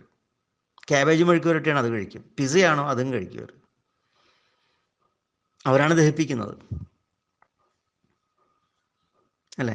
ദഹിപ്പിച്ച് ഏറ്റവും അവസാനം ഇനി ദഹിപ്പിക്കാനൊന്നുമില്ല, ഇനി ഞങ്ങൾക്കാവില്ല, ഇനി പുറത്തുള്ളവരായിക്കോട്ടെ അവശിഷ്ടമായിട്ട് മാറിയത്, ഇനി അതിൽ നിന്നൊന്നും വലിച്ചെടുക്കാനില്ല, ഞങ്ങൾക്ക് കഴിയാവുന്നതെല്ലാം ചെയ്തു കഴിഞ്ഞു, ഈ ശരീരത്തിനുള്ളിൽ ചെയ്യാവുന്നതൊക്കെ ചെയ്തു കഴിഞ്ഞു, അതിൽ നിന്ന് എക്സസ് ആയിട്ട് വരുന്ന വെള്ളം മൂത്രമായിട്ട് പോകും അല്ലേ. എന്താ പറയുക, നമ്മുടെ ലിവറിലും എല്ലാ ടോക്സിനുകളെല്ലാം കളഞ്ഞെടുത്ത് അവസാനം മൂത്രമായിട്ട് പോകുന്നത് കിഡ്നിയൊക്കെ വഴി അല്ലേ. അത് ഫിൽട്ടർ ചെയ്ത് മൂത്രമായിട്ട് മാറുകയാണ് ചെയ്യുന്നത്. അതാണ് മൂത്രം, ഏറ്റവും അവശിഷ്ടം. നമ്മളുടെ ബോഡിയെക്കുറിച്ച് പഠിച്ചിട്ടുണ്ടല്ലോ, ശരീരത്തെക്കുറിച്ച് അല്ല. എല്ലാ ടോക്സിനുകളും കളഞ്ഞെടുത്ത് അതിന് സഹായിക്കുന്ന ആരാണ്? നമ്മുടെ അവയവങ്ങൾ തന്നെയാണ്. അത് കഴിഞ്ഞിട്ടാണ് അത് മൂത്രമായിട്ട് മാറുന്നത്. വൻകുടലിലൂടെയും ചെറുകുടലിലൂടെയൊക്കെ എല്ലാ ദഹന പ്രക്രിയ, അവിടെയുള്ള മൈക്രോബുകൾ ദഹിപ്പിച്ചെടുത്ത് ആ അവസാനത്തെ അവശിഷ്ടങ്ങളാണ് നമ്മുടെ വയറ്റിൽ നിന്ന് പുറത്തേക്ക് പോകുന്നത്. ചാണകമായിട്ടും ആട്ടുംകാഷ്ടമായിട്ടും കോഴിക്കാഷ്ടമൊക്കെ ആയിട്ട്. ഇത് നമ്മൾ ശരീരത്തെക്കുറിച്ച്, ഓരോരോ ജീവികളുടെ ശരീരത്തെക്കുറിച്ച് പഠിക്കുമ്പോൾ നമുക്ക് അറിയാമല്ലോ. നമ്മൾ ഇതൊന്നും അറിയാത്തൊരു കാലത്തല്ലല്ലോ ഇന്ന് ജീവിക്കുന്നത്. നമ്മൾ ഈ കഴിഞ്ഞൊരു 100 വർഷമായിട്ട് ഈ ദഹന വ്യവസ്ഥ എന്താണ് എന്നത് കൃത്യമായിട്ട് നമ്മൾ പഠിച്ച് മനസ്സിലാക്കിയിട്ടുണ്ട്. അതിനെ വലിയ രൂപത്തിൽ മാത്രമല്ല, അതിസങ്കീർണമായിട്ടുള്ള അളവിൽ പോലും, ഏറ്റവും മൈന്യൂട്ടായിട്ടുള്ള അളവിൽ പോലും നമ്മളിന്ന് കണ്ടു മനസ്സിലാക്കി. കാരണം മൈക്രോസ്കോപ്പുകളുടെ പുതിയ ഇലക്ട്രോണിക് മൈക്രോസ്കോപ്പുകളുടെയൊക്കെ റേഡിയോ മൈക്രോസ്കോപ്പ് എന്നൊക്കെ പറയില്ലേ, അത്രയും ഡെപ്തിലേക്ക് പോയിട്ട് ഒരു 1000-2000 ഇരട്ടി വലുപ്പത്തിൽ കണ്ട് മനസ്സിലാക്കാൻ കഴിയുന്ന ക്യാമറകളും video still and video computer ഇങ്ങനെയൊക്കെ ഉപകരണങ്ങൾ വഴി നമുക്കിതെല്ലാം മനസ്സിലാക്കാൻ കഴിഞ്ഞിട്ടുണ്ട്. മുൻകാലങ്ങളിൽ ഇതൊന്നും മനസ്സിലാക്കാൻ സാധിച്ചിരുന്നില്ല. അപ്പോൾ നമ്മൾ കൂടുതൽ മനസ്സിലാക്കും തോറും ഇതിനെക്കുറിച്ച് കൂടുതൽ അറിഞ്ഞുകൊണ്ടിരിക്കുകയാണ്. കൂടുതൽ അറിയും തോറും നമ്മുടെ പ്രവർത്തനങ്ങൾ അത് സഹായിക്കുകയാണ്. കൂടുതൽ അറിയും തോറും നമ്മുടെ ചുറ്റുപാടിൽ ഇതെല്ലാം എന്ത്, എങ്ങനെ, എങ്ങനെ, എത്രയപ്പോൾ എന്നത് ഫലത്തിൽ കൊണ്ടുവരാൻ സാധിക്കുന്നുണ്ട്. കൂടുതൽ നേട്ടം ഉണ്ടാക്കിയെടുക്കാൻ സാധിക്കുന്നുണ്ട്. കൂടുതൽ സൗകര്യങ്ങൾ ഉണ്ടാക്കിയെടുക്കാൻ സാധിക്കുന്നുണ്ട്. കൂടുതൽ സമയലാഭം, സാമ്പത്തിക ലാഭം ഇതൊക്കെ ഉണ്ടാക്കിയെടുക്കാൻ സാധിക്കുന്നുണ്ട്. ഇന്ന് സയൻസ് രാസവസ്തുക്കൾ ചേർക്കുന്നതിനേക്കാളും ഗംഭീരമായിട്ട് തന്നെ, വളരെ രസകരമായി, വിജയകരമായിട്ട് ഇത്തരം വസ്തുക്കൾ കൊണ്ട് തന്നെ കൃഷി ചെയ്ത് നല്ല ഉൽപ്പന്നങ്ങളെല്ലാം തന്നെ നല്ല വലിപ്പത്തിലേക്കും എണ്ണത്തിലേക്കും ഭാരത്തിലേക്കും രുചിയിലേക്കും കൊണ്ടുവരാമെന്നുള്ളത് തെളിയിച്ചു കഴിഞ്ഞതാണ്. ഇനി നമ്മളുടെ മാനേജ്മെൻറ്റ് പ്രാക്ടീസ് എന്താണെന്നുള്ളത്, എല്ലാവരും എന്തും ചെയ്തുകൊണ്ട് ഓർഗാനിക് ആവുന്നില്ല. നമ്മൾ എങ്ങനെയാണോ ഏത് തരത്തിൽ അതിനെ മാനേജ് ചെയ്യുന്നു, അതിൻ്റെ ഏറ്റവും ഹയർ ഫോമിലേക്ക് ഓരോ വളങ്ങളെയും പോഷകങ്ങളെയും ലഭ്യമാകുന്ന രീതിയിൽ, അവിടുത്തെ മൈക്രോബുകളെയും വർദ്ധിപ്പിക്കാൻ കഴിയുന്ന രീതിയിൽ നമ്മൾ എങ്ങനെ മാനേജ് ചെയ്യുന്നു എന്നതിനനുസരിച്ചാണ് ഓർഗാനിക്കിൻ്റെ വിജയം. വളരെ സിമ്പിളാണത്. കാരണം നമ്മളല്ല അധികം പ്രവർത്തിക്കുന്നത്, പകരം അവിടുത്തെ മൈക്രോബുകളെ കൊണ്ട് പ്രവർത്തിക്കുകയാണ് ചെയ്യുന്നത്. നമ്മൾ പ്രവർത്തിക്കാൻ പോയി കഴിഞ്ഞാൽ നമുക്ക് പല ഫാക്ടറികൾ ഉണ്ടാക്കിയിട്ട് ഓരോന്നിൻ്റെയും അളവും കൃത്യമായിട്ടൊക്കെ കണ്ടുപഠിച്ച് മനസ്സിലാക്കി മണ്ണിലേക്ക് ചേർക്കണം. എന്നാൽ അതിനേക്കാൾ എളുപ്പത്തിനാണ് നമ്മളുണ്ടാക്കുന്നതിനേക്കാളും ക്വാളിറ്റിയിൽ, എളുപ്പത്തിൽ മൈക്രോബുകളുടെ മണ്ണിൽ ഉണ്ടാക്കിയെടുക്കും, വലിയ അളവിലും. ആ മാനേജ്മെൻറ്റ് പ്രാക്ടീസാണ് നമ്മൾ മനസ്സിലാക്കേണ്ടത്, പഠിക്കേണ്ടത്. അങ്ങനെ വരുമ്പോൾ അത് മതി ഫെർട്ടിലൈസർ എന്ന രീതിയിലേക്ക് നമ്മളിന്ന് കണ്ടെത്തിക്കഴിഞ്ഞു, മനസ്സിലാക്കി കഴിഞ്ഞു. അത് മനസ്സിലാക്കൽ മാത്രമല്ല, ചെയ്തെടുത്ത് വിജയിപ്പിച്ചു കഴിഞ്ഞു. അങ്ങനെ മണ്ണിൻ്റെ സ്ട്രക്ചറിനെ മാറ്റിയെടുക്കാമെന്നായി. അപ്പോൾ അത്തരമൊരിടത്തിലേക്ക് ചാണകം, ആട്ടുംകാഷ്ടം, കോഴിക്കാഷ്ടം, എന്തെല്ലാം നമ്മൾക്ക് നേടിയെടുക്കാൻ സാധിക്കും നമുക്ക് ലോക്കലി, നമ്മളുടെ ഫാമിൽ നിന്ന് തന്നെ, അല്ലെങ്കിൽ ആ ലോക്കൽ പ്രദേശത്ത് നിന്ന് തന്നെ, അല്ലെങ്കിൽ ചീപ്പായിട്ട് കിട്ടുന്ന അകലങ്ങളിൽ നിന്ന്. കാരണം ട്രാൻസ്പോർട്ടേഷൻ കോസ്റ്റൊക്കെ വലിയ കോസ്റ്റില്ല. അപ്പോൾ ഏറ്റവും ചീപ്പായിട്ട് കിട്ടുന്ന വസ്തുക്കൾ അതൊക്കെ ചേർത്തുകൊണ്ട് മണ്ണിലുണ്ടാകുന്ന കുറവുകളെ പരിഹരിച്ചുകൊണ്ട് മുന്നോട്ട് പോയി കഴിഞ്ഞാൽ കൃഷി വിജയിപ്പിച്ചെടുക്കാൻ സാധിക്കും. അപ്പോൾ അവിടെ പശുവിൻ്റെ മൂത്രമാണോ, ആടിൻ്റെ മൂത്രമാണോ, എരുമയുടെ മൂത്രമാണോ, കാളയുടെ മൂത്രമാണോ, പോത്തിൻ്റെ മൂത്രമാണോ, അല്ലെങ്കിൽ അവരുടെയൊക്കെ അവശിഷ്ട ചാണകമാണോ, എന്തും ഉപയോഗിക്കാം. ഇന്നതേ പാടുള്ളൂ എന്നൊന്നുമില്ല. ഇതെല്ലാം മൈക്രോബുകളുടെ പ്രവർത്തനമാണ്. വ്യത്യസ്തമായിട്ടുള്ള മൈക്രോബുകൾ, ചിലതൊക്കെ കോമൺ ആയിട്ടുള്ള മൈക്രോബുകൾ. അപ്പോൾ ഞാനിതിൽ തന്നെ ഈ സ്ലൈഡുകളിൽ ഓരോന്നിലും തന്നെ ഈ എരുമയുടെ ചാണകത്തിൽ നിന്നുള്ള മൈക്രോബുകളുടെ പ്രത്യേകത, ലേറ്റസ്റ്റ് ആയിട്ടുള്ള റിസർച്ചുകളാണ് അതൊക്കെ, അത് മെൻഷൻ ചെയ്തിട്ടുണ്ട്. എരുമയുടെ ചാണകത്തിൽ എത്രമാത്രം മൈക്രോബുകൾ തിരഞ്ഞെടുത്ത് നോക്കിയപ്പോൾ, സെലക്ട് ചെയ്ത് നോക്കിയപ്പോൾ 10-60ഓളം വളരെ ഉപകാരത്തിൽ വരുന്ന മൈക്രോബുകളെ നമുക്ക് കണ്ടെത്താൻ സാധിച്ചിട്ടുണ്ട്. വേർതിരിച്ചെടുത്തിട്ടുണ്ട്, നമ്മൾ ഐഡൻറ്റിഫൈ ചെയ്തിട്ടുണ്ട്. അത് ഞാൻ നേരത്തെ പറഞ്ഞല്ലോ, ഫിസേറിയം, പിത്തിയം, ഇങ്ങനെയുള്ള നമ്മളെ കൃഷിയിൽ ഏറ്റവും കൂടുതൽ ഭയക്കുന്ന, അഴുകൽ വരുത്തുന്ന അല്ലെങ്കിൽ ചീയിക്കുന്ന ഇതിന് കാരണമാകുന്ന അല്ലെങ്കിൽ അത്തരം രോഗങ്ങൾ കൊണ്ടുവരുന്ന മൈക്രോബുകളാണ്. അതിനെ പോലും തടയിടാൻ അല്ലെങ്കിൽ നിർമ്മാർജ്ജനം ചെയ്യാൻ അല്ലെങ്കിൽ അവിടെ നിന്ന് റിപ്പൽ ചെയ്യാൻ, അവിടെ നിന്ന് അകറ്റി മാറ്റാൻ ആ മണ്ണിൽ നിന്ന്, ആ പരിസരത്ത് നിന്ന് ആ എരുമയുടെ ചാണകത്തിന് കഴിയുന്നുണ്ടെന്നാണ് പറയുന്നത്. അല്ലെങ്കിൽ ആ എരുമയുടെ ചാണകത്തിൽ അത്തരത്തിലുള്ള മൈക്രോബുകളുണ്ട്. അപ്പോൾ എല്ലാ ജീവികളിലും വ്യത്യസ്തമായിട്ടുള്ള മൈക്രോബുകൾ, ഇതെല്ലാം തന്നെ മണ്ണിലേക്ക് ഉപകരിക്കുകയാണ്. മണ്ണിൽ ഞാൻ എപ്പോഴും പറയാറുള്ള പോലെ തന്നെ എത്രമാത്രം മൈക്രോബുകൾ വർദ്ധിക്കാൻ സാധിക്കും, അവരുടെ പോപ്പുലേഷൻ ആൻഡ് ദ സ്പീഷീസ്, ഇനങ്ങളുടെ വർധനവും എണ്ണത്തിൽ വർധനവും ഉണ്ടാക്കിയെടുക്കുക എന്നുള്ളതാണ്. ഇനി കുതിരയുടെ ചാണം, അതും നമുക്ക് ഉപയോഗിക്കാവുന്നതാണ്. കമ്പോസ്റ്റ് ചെയ്തെടുക്കുക. മൂത്രം ഏതിനെങ്കിലും സ്പെഷ്യലായിട്ട് കിട്ടുന്നുണ്ട്, ചിലർ അങ്ങനെ കളക്ട് ചെയ്യുന്നവരുണ്ട്. അതും നമുക്ക് കമ്പോസ്റ്റിലേക്ക് ചേർക്കാം, ചാണകത്തിൽ ചേർക്കാം, തടങ്ങളിൽ ചേർക്കാം. ഇതെല്ലാം ഏറ്റവും ദിവ്യമായിട്ടുള്ള മരുന്നുകളാണെന്ന് ചോദിച്ചാൽ അല്ല. ഓരോന്നിലും അതിൻ്റേതായിട്ടുള്ള മൈക്രോബുകൾ ഉള്ളതുകൊണ്ട്, ഇപ്പോൾ നേരത്തെ പറഞ്ഞല്ലോ, ചില മൂത്രങ്ങളൊക്കെ ഉപയോഗിച്ച് ചില ഫംഗസുകളൊക്കെ മാറ്റാൻ പറ്റുന്നുള്ളത്, അതെല്ലാത്തിലും ഉണ്ടത്. ഈ പ്രകൃതിയിൽ എല്ലാത്തിനും നിർമ്മാർജ്ജനം ചെയ്യാനുള്ള ഫംഗസുകളുണ്ട്, ബാക്ടീരിയകളുണ്ട്, മൈക്രോബുകളുണ്ട്.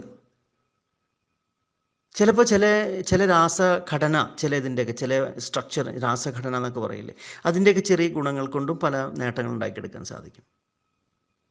അത് ഇന്നതെന്നില്ല. അല്ലാതെ ഇന്നത് മൂത്രമാണ് ഏറ്റവും ഉചിതമെന്ന് അങ്ങനെ പറയാനും പറ്റില്ല. അതുപോലെ ഞാൻ നേരത്തെ പറഞ്ഞല്ലോ, ഏതൊരു മൃഗങ്ങളും പക്ഷികളും പരിചരിക്കുന്നതിനനുസരിച്ചിരിക്കും അവരുടെ അവശിഷ്ടങ്ങളിലെ പോലും, ഉച്ഛിഷ്ടങ്ങളിലെ പോലും ക്വാളിറ്റി നിർണ്ണയിക്കുന്നതിന് ഘടകം. അപ്പോൾ കിഴക്കേ വീട്ടിലും പടിഞ്ഞാറേ വീട്ടിലും ഒരേ ഇനം പശു ഉണ്ടെങ്കിൽ പോലും, ഒരേ ഇനം ആടുകളോ അല്ലെങ്കിൽ എരുമയുണ്ടെങ്കിൽ പോലും, രണ്ടിൻ്റെയും ക്വാളിറ്റി നമ്മൾ സൂക്ഷ്മമായിട്ട് പരിശോധിച്ച് കഴിഞ്ഞാൽ വ്യത്യാസമായിരിക്കും. കാരണം രണ്ട് വീട്ടിലും പരിചരണ രീതി വ്യത്യാസമായിരിക്കും, തീറ്റക്രമം വ്യത്യാസമായിരിക്കും, അളവിൽ വ്യത്യാസം ഉണ്ടായിരിക്കും, തൊഴുത്തിൻ്റെ ഘടനയിൽ വ്യത്യാസം ഉണ്ടായിരിക്കും. ഇങ്ങനെ കുറേ വിഷയങ്ങളുണ്ട്. ഇതിനൊക്കെ അനുസരിച്ച് plus or minus some percentage, ചിലപ്പോൾ ക്വാളിറ്റിയൊക്കെ കുറഞ്ഞെന്ന് വരാം, ചിലപ്പോൾ ക്വാളിറ്റി അല്പം കൂടിയെന്ന് വരാം. ഇതെല്ലാം തന്നെ മണ്ണിലേക്ക് ഉപകാരമാണ്. അപ്പോൾ നമ്മൾ എല്ലാത്തിനും മിക്സായിട്ട് ഉപയോഗിച്ച് കഴിഞ്ഞാൽ അത്രയും നല്ലത് അല്ലേ. ആ രൂപത്തിൽ ചിന്തിക്കുക ഈ അവശിഷ്ടങ്ങളെക്കുറിച്ച്, അല്ലെങ്കിൽ ഉച്ഛിഷ്ടങ്ങളെക്കുറിച്ച്, അല്ലെങ്കിൽ എന്താ പറയുക, ചാണകം, മാട്ടും കാഷ്ടം, കോഴിക്കാഷ്ടം എന്ന് പറഞ്ഞുള്ള സംഗതികളൊക്കെ, മൂത്രമായാലും ഇതെല്ലാം മണ്ണിൽ വന്ന് ചേരണം. ഏറ്റവും അവസാനം മൃഗം, പക്ഷി, ഇനി എനിക്കൊന്നും ചെയ്യാനാവില്ല, അല്ലെങ്കിൽ എൻ്റെ ബോഡിയിലും ഇനി അതിനെ കൊണ്ട് ഗുണമില്ല എന്ന് പറഞ്ഞ് പുറന്തള്ളുന്നതാണ്. അപ്പോൾ അത് കുടിക്കാതിരിക്കുക, തിന്നാതിരിക്കുക, ഭക്ഷിക്കാതിരിക്കുക. നമ്മൾ മനുഷ്യരായി മാറിയില്ലേ. നമുക്കല്ലാതെ തന്നെ പച്ചക്കറികളും പഴവർഗ്ഗങ്ങളും മറ്റുമായിട്ട് എന്തെല്ലാം സാധനങ്ങൾ ഉണ്ടാക്കിയെടുക്കാൻ സാധിക്കും. പാലും മോരും വെണ്ണയും ഒക്കെ ആയിട്ട് അതെടുക്കുക, അത് കഴിക്കുക, അത് കഴിച്ച് ശരീരം നന്നാക്കുക. അപ്പോൾ മണ്ണിൽ എത്രമാത്രം ഇവരൊക്കെ കൂടുന്നു അത്രമാത്രം രോഗങ്ങൾ ഇല്ലാതാക്കാൻ സാധിക്കും. ഇപ്പോൾ നേരത്തെ എരുമയുടെ ചാണകത്തിൽ നിന്ന് എടുത്ത ഫിസേറിയത്തിനെയും പിത്തിയത്തിനെയും ഇതൊക്കെ അകറ്റാൻ കഴിയുന്ന മൈക്രോബുകൾ എന്ന് പറഞ്ഞില്ലേ. അപ്പോൾ നമ്മൾ ആ ചാണകവും കമ്പോസ്റ്റ് ചെയ്ത് വീണ്ടും അതിനെ വർദ്ധിപ്പിക്കുക.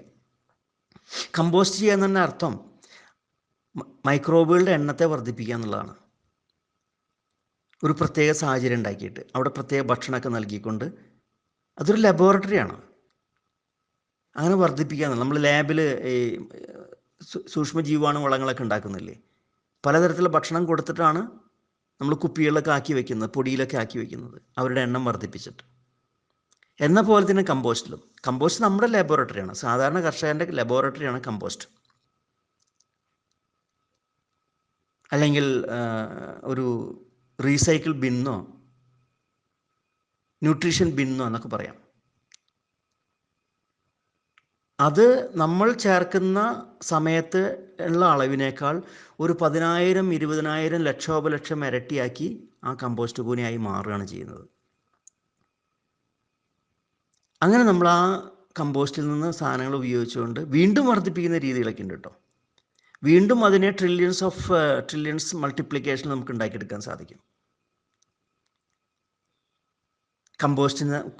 കമ്പോസ്റ്റിംഗ് പ്രോസസ്സ് കഴിഞ്ഞാലും ഈ കമ്പോസ്റ്റിംഗ് പ്രോസസ്സ് തന്നെ നമ്മൾ എത്രമാത്രം ദീർഘിപ്പിക്കാവുന്നോ അത്ര കണ്ട് ദീർഘിപ്പിച്ചു കഴിഞ്ഞാൽ അത് കൂടുതൽ ഗുണത്തിലേക്കാണ് വന്ന് ചേരുക. 1 വർഷമൊക്കെ നീണ്ടു നിൽക്കുന്ന കമ്പോസ്റ്റ് ഉണ്ട്. പക്ഷേ നമ്മുടെ നാട്ടിലെല്ലാവർക്കും എളുപ്പത്തിൽ പെട്ടെന്ന് ഒരാഴ്ച കൊണ്ട് കമ്പോസ്റ്റ് ആവുന്ന ഒരു തിരക്കിലാണ് എല്ലാവരും, നെട്ടോട്ടോടാണ്. കാരണം എല്ലാം മനുഷ്യൻ്റെ അവസ്ഥയെ കൂടെ നോക്കിക്കാണുന്നത്. മനുഷ്യൻ്റെ താല്പര്യങ്ങൾ, മനുഷ്യൻ്റെ ജീവിത രീതി എന്താണ്, അതിനനുസരിച്ചാണ് കാണുന്നത്. അതല്ലാതെ പ്രകൃതി അല്ലെങ്കിൽ പ്രകൃതി അല്ലെങ്കിൽ അവിടുത്തെ മൈക്രോബുകളുടെ ജീവിതം, ചെടിയുടെ വളർച്ചയുമായിട്ട് എങ്ങനെ ബന്ധപ്പെട്ട് നിൽക്കുന്നു, മണ്ണിൻ്റെ സ്ട്രക്ചറുമായിട്ട് എങ്ങനെ ബന്ധപ്പെട്ട് അവരെത്രമാത്രം അളവിൽ മണ്ണിലുണ്ടായിരിക്കണം, കമ്പോസ്റ്റിലുണ്ടായിരിക്കണം എന്നതിനെ സംബന്ധിച്ച് നമ്മൾ ചിന്തിക്കുന്നില്ല. അപ്പോഴാണ് നമ്മൾ സയൻറ്റിഫിക് ആയിട്ടുള്ള ചില വിഷയങ്ങളൊക്കെ പഠിക്കുന്നത്. അങ്ങനെയാണ് നമ്മൾ കമ്പോസ്റ്റ് കൂടുതൽ സമയം എടുത്തുകൊണ്ട് ചെയ്തെടുക്കുന്നത്. അല്ലാതെ 1 മാസം, ഒരാഴ്ച കൊണ്ടോ 2 മാസം കൊണ്ടല്ല.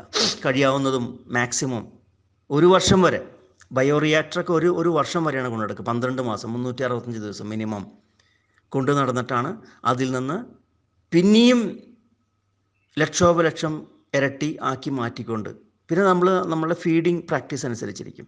നമ്മൾ എങ്ങനെയാണ് അതിലത്തെ മൈക്രോബുകളെ വീണ്ടും വർദ്ധിപ്പിക്കാനുള്ള ഭക്ഷണം ഏതെല്ലാം കൊടുക്കുന്നു എന്നതിനനുസരിച്ച്, എത്രമാത്രം ഓക്സിജൻ നമുക്ക് നൽകാൻ സാധിക്കുന്നുണ്ട് എന്നതിനനുസരിച്ച് വീണ്ടും അത് കൂടുതൽ ഗുണമുള്ളതായിട്ട് മാറുന്നു. അതിൻ്റെ നിലവാരം കൂടുന്നു, ക്വാളിറ്റി കൂടുന്നു.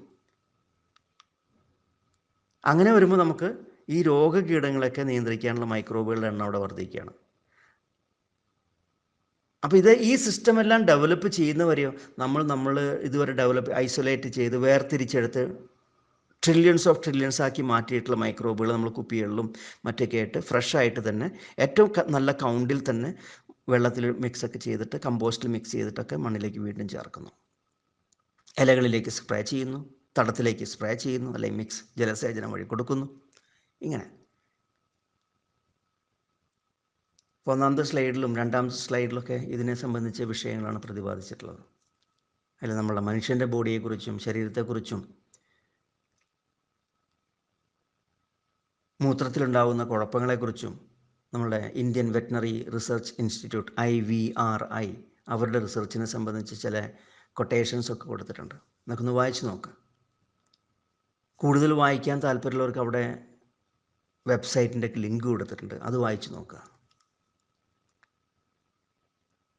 നമ്മൾ കൂടുതൽ അറിവ് നേടുക, കാര്യങ്ങളെ അതിൻ്റെ ആ സത്യസന്ധതയിൽ മനസ്സിലാക്കുക, കാര്യങ്ങൾ അതിൻ്റെ വസ്തുനിഷ്ഠമായിട്ടുള്ള രൂപത്തിൽ തന്നെ മനസ്സിലാക്കുക. എന്നിട്ട് നമ്മൾ കൂടുതൽ മെച്ചപ്പെട്ട അവസ്ഥകൾ നമ്മൾ മണ്ണിലും കൃഷിഭൂമിയിലേക്കും കൊണ്ടുവരിക എന്നുള്ളതാണ് ശരി. അല്ലാതെ ഞാൻ പിടിച്ച മുയലിന് 3 കൊമ്പ് എന്ന് പറഞ്ഞിട്ട് വാശി പിടിച്ചിട്ട് നമ്മളുടേതായിട്ടുള്ള കാഴ്ചപ്പാടിൽ കൂടെ, മനുഷ്യൻ്റേതായിട്ടുള്ളൊരു കാഴ്ചപ്പാടിൽ കൂടെ പോകുന്നവരുണ്ട്, അങ്ങനെയുമല്ല. എന്നാൽ മനുഷ്യൻ തന്നെ ഒരു സെക്ടേറിയൻ ചിന്തയിലൂടെ പോകുന്നവരുണ്ട്, അങ്ങനെയുമല്ല.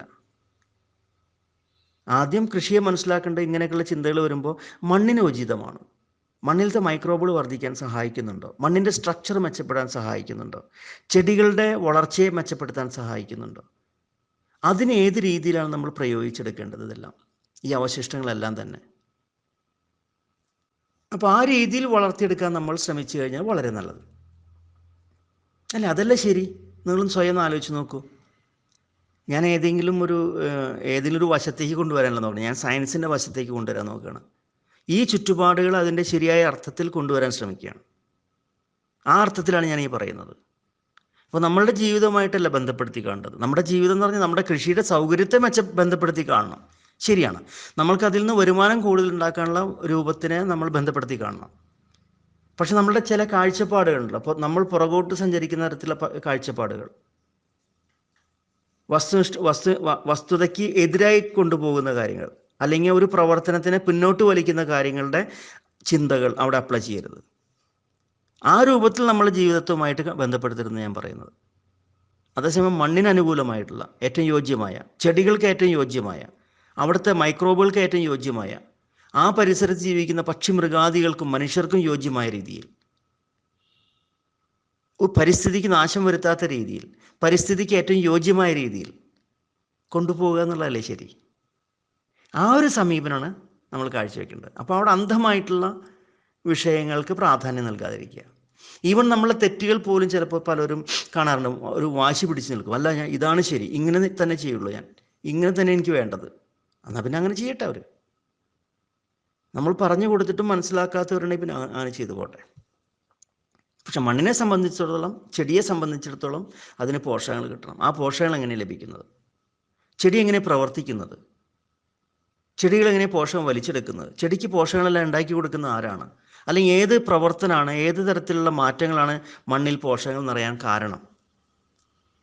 ചെടിക്ക് വലിച്ചെടുക്കാൻ ഏറ്റവും യോജ്യമായ രീതിയിൽ എങ്ങനെ ആയിത്തീരുന്നത്? ഈ ഒരു അവസ്ഥകളാണ് നമ്മൾ ആ മണ്ണിൻ്റെ, ചെടിയുടെ ചുറ്റുപാടുകളിൽ ഉണ്ടാക്കിയെടുക്കേണ്ടത്. അതിനു വേണ്ടി നമ്മൾ എന്ത് ചെയ്യണം? അപ്പോൾ നമ്മൾ പറയും, എനിക്ക് അത്രയൊന്നും പൈസ ഇല്ല, പിന്നെ രക്ഷയില്ല. അല്ല, എനിക്ക് അതിനുള്ള മെഷീനറീസ് ഇല്ല, ടൂൾസ് ഇല്ല, പിന്നെ ഒന്നും ചെയ്യാൻ പറ്റില്ല. അപ്പോൾ അതാണ് പറഞ്ഞത്, നമ്മളുടെ ഇല്ലായ്മയോ അല്ലെങ്കിൽ ഉള്ളതോ അല്ല, ആ പരിസരത്തിന് ഏറ്റവും യോജ്യമായത് എന്താണോ അത് ചെയ്തെടുക്കുക എന്നുള്ളതാണ്. അതിലൂടെ നമുക്ക് ആ ഒരു പ്രവർത്തനം വിജയിപ്പിച്ചെടുക്കാൻ സാധിക്കുള്ളൂ. പ്രവർത്തനം വിജയിപ്പിച്ചെടുക്കണമെന്ന് ഇന്നത്തെ കാലത്ത് അതിൻ്റേതായിട്ടുള്ള സമയ ചെലവുണ്ട്, സാമ്പത്തിക ചെലവുണ്ട്. അതെല്ലാം ചെയ്തേ പറ്റൂ, അല്ലെങ്കിൽ ചെയ്തെടുക്കാൻ സാധിക്കില്ല. അപ്പോൾ അതിന് അനുകൂലമല്ലാത്ത പ്രവർത്തനങ്ങൾ, പരിചരണ രീതികൾ, സമീപനങ്ങൾ ചെയ്യാതിരിക്കുക. എന്നാൽ അതിന് ഏറ്റവും യോജ്യമായിട്ടുള്ള സമീപനങ്ങൾ ചെയ്ത് മുന്നോട്ട് പോവുക. അത് ഈ കൃഷിയിൽ മാത്രമല്ല, സ്വന്തം ജീവിതത്തിൽ പോലും, മനുഷ്യ സമൂഹത്തിൻ്റെ പരിസരങ്ങളിൽ പോലും ആ ഒരു പരിസ്ഥിതി ഉണ്ട്, ആ ചുറ്റുപാട്, അവിടെ പോലും ഏറ്റവും യോജ്യമായ, എല്ലാവർക്കും യോജ്യമായ രീതിയിലുള്ള സമീപനങ്ങൾ, എല്ലാവർക്കും വളരാൻ, ചിന്തിക്കാൻ, സ്വതന്ത്രമായി പ്രവർത്തിക്കാൻ കഴിയുന്ന രീതിയിലുള്ള പ്രവർത്തനങ്ങൾ, സമീപനങ്ങൾ, ചിന്തകൾ, കാഴ്ചപ്പാടുകൾ കൊണ്ടുവരാൻ നോക്കുക. അല്ലേ? അതല്ലേ ശരി? അത്രയേ ഉള്ളൂ. അത്ര പറഞ്ഞേ ഇതിനെക്കുറിച്ച് പറയാനുള്ളൂ. പിന്നെ നിങ്ങൾക്ക് ഓരോ സ്ലൈഡുകളും ഓരോ സമയത്ത് ഹോൾഡ് ചെയ്ത് കഴിഞ്ഞാൽ 5A ആ ബഫ്ലോനെ, എരുമയെക്കുറിച്ച് പറയുന്ന, അല്ലെങ്കിൽ അതിൻ്റെ റെഫറൻസ് അവിടെ കൊടുത്തിട്ടുണ്ട്. സ്യൂഡോമോണസിനെ കുറിച്ചും എൻട്രോബാക്ടറിനെ കുറിച്ചുമൊക്കെ അവിടെ കൃത്യമായിട്ട് പറയുന്നുണ്ട്.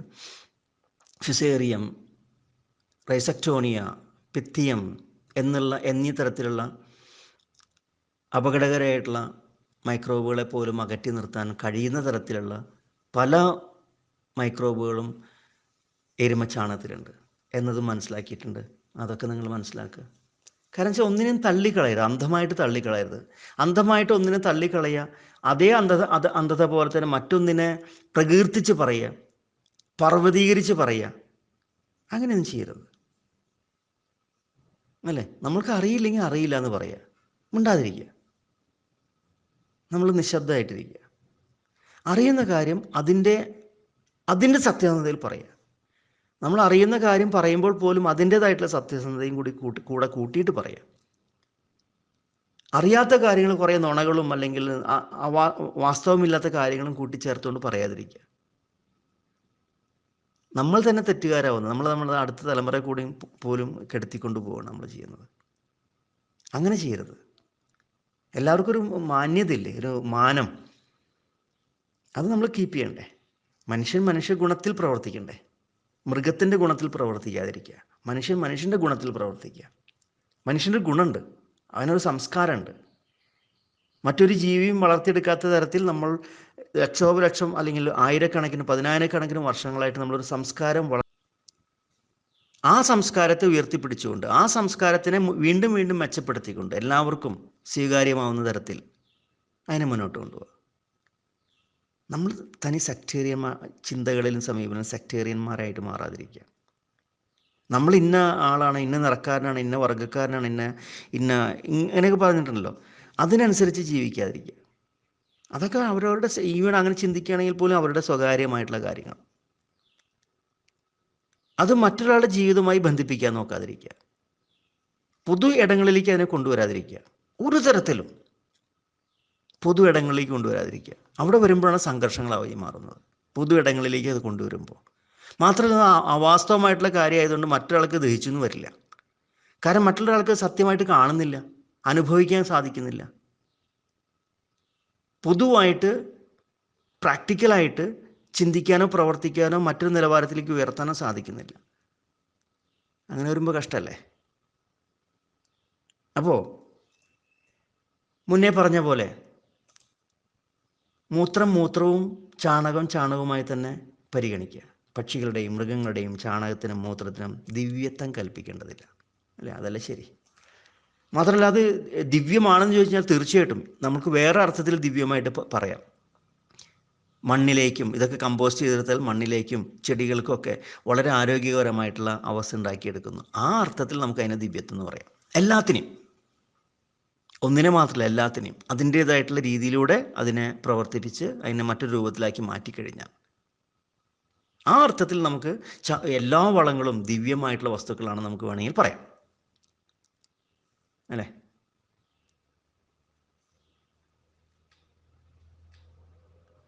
അതേപോലെ ഈ 5B 5-6 ഈ വിഷയത്തെക്കുറിച്ച് തന്നെയാണ് അധികം പറയുന്നത്. അത് നിങ്ങളൊന്ന് ഹോൾഡ് ചെയ്ത് മനസ്സിലാക്കി കഴിഞ്ഞാൽ ഈ വളങ്ങളുടെയൊക്കെ നഷ്ടം എങ്ങനെ സംഭവിക്കുന്നു, നമ്മൾ ഈ അവശിഷ്ടങ്ങളൊക്കെ കൊണ്ടിടുക, കൂന കൂട്ടിയിടുക എന്നുള്ളതാണ് ശരി, അല്ലെങ്കിൽ കുഴിയിലാക്കി ഇടുക, അല്ലെങ്കിൽ കമ്പോസ്റ്റ് ആക്കി വയ്ക്കുക, ഉണക്കാതിരിക്കുക, പരത്തിടാതിരിക്കുക. ഇനി അങ്ങനെ ആവശ്യമുള്ളവർക്കോ ചെയ്യട്ടെ, കാരണം കനം കുറഞ്ഞ് ട്രാൻസ്പോർട്ടേഷൻ സൗകര്യത്തിന് വേണ്ടിയിട്ട് പച്ച ചാണകമൊക്കെ ആയിട്ട് കൊണ്ടുപോകാൻ പറ്റുമോ? അപ്പോൾ പിന്നെ കമ്പോസ്റ്റ് ചെയ്യാനായിട്ട് എളുപ്പം. ചിലർക്ക് ചില സൗകര്യങ്ങളെ കുറവ് കൊണ്ട് എവിടെയെങ്കിലൊക്കെ ഇട്ട് ഉണക്കും, ചിക്കപ്പായലോ അല്ലെങ്കിൽ ടെറസിലൊക്കെ ഇട്ട് ഉണക്കുന്നതാണ്. ശരി, അങ്ങനെ ചെയ്യട്ടെ, കാരണം അവർക്ക് കെട്ടിപ്പൊതിഞ്ഞ് വെക്കാനോ. പക്ഷെ അതിൽ കുറച്ച് കുറവുകൾ ഉണ്ടായിരിക്കുന്നു മാത്രമേ ഉള്ളൂ. എന്ന് വെച്ചാൽ അത് തെറ്റാണെന്ന് പറയുന്നില്ല. അതിനെ വീണ്ടും അത് ഓർഗാനിക് മാറ്ററായിട്ട് നമുക്ക് ഉപയോഗിക്കാനും സാധിക്കും. പക്ഷേ ഈ വസ്തുത മനസ്സിലാക്കിക്കൊണ്ട് ചെയ്യാം. ഉണക്കുകയാണോ അതോ കമ്പോസ്റ്റ് ആക്കി എടുക്കുകയാണോ വേണ്ടതെന്നുള്ളത്, അല്ലേ? ചിലർ വെറുതെ ഉണക്കിയിട്ട് ഇതാണ് ദിവ്യമായിട്ടുള്ള വസ്തു എന്നിട്ട് ഉണക്കി കഴിഞ്ഞാൽ നല്ലതാണെന്ന് പറഞ്ഞ് വാശി പിടിക്കുന്നവരുണ്ട്. അങ്ങനെ ചെയ്യാതിരിക്കുക. ഇനി കമ്പോസ്റ്റ് ആക്കിയാൽ പോലും കമ്പോസ്റ്റ് പ്രോസസ്സിങ് കഴിഞ്ഞതിന് ശേഷം അതിനെ ഉണങ്ങാൻ അനുവദിക്കാതിരിക്കുക, എപ്പോഴും ചെറിയ ഈർപ്പത്തിൽ നിലനിർത്തുക. കുറച്ച് ഭക്ഷണമൊക്കെ മൈക്രോബുകൾക്ക് കഴിക്കാൻ വേണ്ടിയിട്ടുള്ള ഭക്ഷണം കുറച്ചും കൂടിയൊക്കെ അവിടെ ഇട്ട് കൊടുത്തിട്ടും പാക്ക് ചെയ്തിട്ട് മറ്റുള്ളവർക്ക് വിൽക്കാൻ നോക്കുക, അല്ലെങ്കിൽ സ്വന്തം കാര്യത്തിന് വേണ്ടി ഉപയോഗിക്കുക. സ്റ്റോക്ക് ചെയ്യുമ്പോൾ വല്ല തവിടോ അങ്ങനെയൊക്കെയുള്ള കൊച്ചു കൊച്ചു സാധനങ്ങൾ അതൊക്കെ വീണ്ടും ചേർത്ത് സ്റ്റോക്ക് ചെയ്യുക. അപ്പോൾ അവർക്ക് ഭക്ഷണമായി. എന്നിട്ട് നമുക്ക് ആവശ്യമുള്ള സമയത്ത് അതിൽ നിന്ന് എടുക്കാനും സാധിക്കും. അപ്പോൾ ഇടയ്ക്കിടയ്ക്ക് ഈർപ്പം നഷ്ടപ്പെടാതിരിക്കാനുള്ള സ്ഥലത്ത് സ്റ്റോക്ക് ചെയ്യുക, ഇടയ്ക്ക് ഈർപ്പം കൊടുക്കുകയും ചെയ്യുക, അല്ലേ? വീണ്ടും അതിലേക്ക് നമുക്ക് മൈക്രോബുകളെ ചേർക്കണമെന്നില്ല. നമ്മൾ ഐസൊലേറ്റ് ചെയ്തെടുത്ത് ലബോറട്ടറിയിൽ നമ്മൾ ഉണ്ടാക്കിയെടുത്തിട്ടുള്ള 10 പവർ 11 ഉള്ള മൈക്രോബുകളുണ്ടല്ലോ, ലിക്വിഡുകൾ, മൈക്രോ ഏജൻസ്, അതിനെ ചേർത്തും വയ്ക്കാം. അത് 1 ആഴ്ച 2 ആഴ്ച 3 ആഴ്ച ചേർത്ത് വയ്ക്കാം. അതിൽ കൂടുതൽ ചേർക്കേണ്ടവർക്ക് അങ്ങനെയും ചെയ്യാം, കൂടുതൽ കാലം സൂക്ഷിക്കേണ്ടവർക്ക് ഈ രൂപത്തിൽ. അപ്പോൾ ചിന്തയിൽ പ്രവർത്തനത്തിലൊക്കെ ഒരു ചെറിയൊരു മാറ്റം ഇതിനെക്കുറിച്ചൊക്കെ ആവശ്യമാണ്, അല്ലേ? അപ്പോൾ അതിനെക്കുറിച്ചുള്ള ഡീറ്റെയിൽസാണ് പറയുന്നത്. ഫൈനലി എന്താ പറയുന്നത്? ചെടികളുടെ വളർച്ചയെ സംബന്ധിച്ചിടത്തോളം ഇത് മാത്രം നമ്മൾ കരുതിയാൽ പോരല്ലോ. മതിയായ അളവിൽ സൂര്യപ്രകാശം വേണം. ഓരോ ചെടിക്കും അതിൻ്റേതായിട്ടുള്ളൊരു അളവുണ്ട് സൂര്യപ്രകാശം. അത് അവിടെ ഒരുക്കി കൊടുക്കണം, ഉണ്ടാക്കി കൊടുക്കണം. നിയന്ത്രണമാണെങ്കിൽ നിയന്ത്രണം, അല്ലെങ്കിൽ ഫുൾ സൺലൈറ്റ് ആണെങ്കിൽ അതിനനുസരിച്ച്. പിന്നെ ചെടികളുടെ ബ്രിക്സ് വർദ്ധിപ്പിക്കാൻ നോക്കുക. ബ്രിക്സ് വർദ്ധിപ്പിക്കാൻ അറിയാം, എൻ്റെ പല യൂട്യൂബിലും കാണും. ബ്രിക്സ് എന്താണെന്നുള്ളത് മനസ്സിലാക്കാൻ സാധിക്കും. ചെടികളുടെ പച്ചപ്പ് വർദ്ധിക്കുക, അതിലൂടെ അതിൻ്റെ മിനറൽസൊക്കെ, ഇതൊക്കെ സംഭവിക്കണമെന്ന് മിനറൽസ് നന്നായിട്ട് ചേരണം, എസെൻഷ്യൽ മിനറൽസ് ഉണ്ടായിരിക്കണം. എങ്കിൽ മാത്രമേ സൂര്യപ്രകാശം നേടിയിട്ടും ബ്രിക്സൊക്കെ വർദ്ധിക്കാൻ സാധിക്കുള്ളൂ. പ്രകാശ സംശ്ലേഷണം നന്നായിട്ട് നടത്തി വെക്കണ്ടേ, അതിന് എസെൻഷ്യൽ മിനറൽസ് വേണം. മൈക്രോബിയൽ പോപ്പുലേഷൻ വേണം. മണ്ണിലായാലും ചെടികളുടെ ഇലകളിലും തണ്ടിലൊക്കെ തന്നെയും മൈക്രോബിയൽ പോപ്പുലേഷൻ അതിൻ്റെ മതിയായ അളവിലുണ്ടായിരിക്കണം. അതിൻ്റെ കോറം തികഞ്ഞിരിക്കണം. സ്ട്രോങ് സോയിൽ ബയോളജി, മണ്ണിലെല്ലാ പൂച്ചിപ്രാണികളും വളരെ നിറയേണ്ടായിരിക്കണം. ഇതിനെല്ലാം ഓർഗാനിക് മാറ്ററാണ് ആവശ്യം പ്രഥമമായിട്ടും. മണ്ണിൽ എത്രമാത്രം ഓർഗാനിക് മാറ്റർ നിറയുന്നു അതിനനുസരിച്ച് ഈ പ്രവർത്തനങ്ങളെല്ലാം തന്നെ സാധ്യമാക്കി എടുക്കാൻ സാധിക്കും. ദെൻ മോയ്സ്ചർ, മണ്ണിൽ ഈർപ്പ് നിലനിർത്തുന്നൊരവസ്ഥ.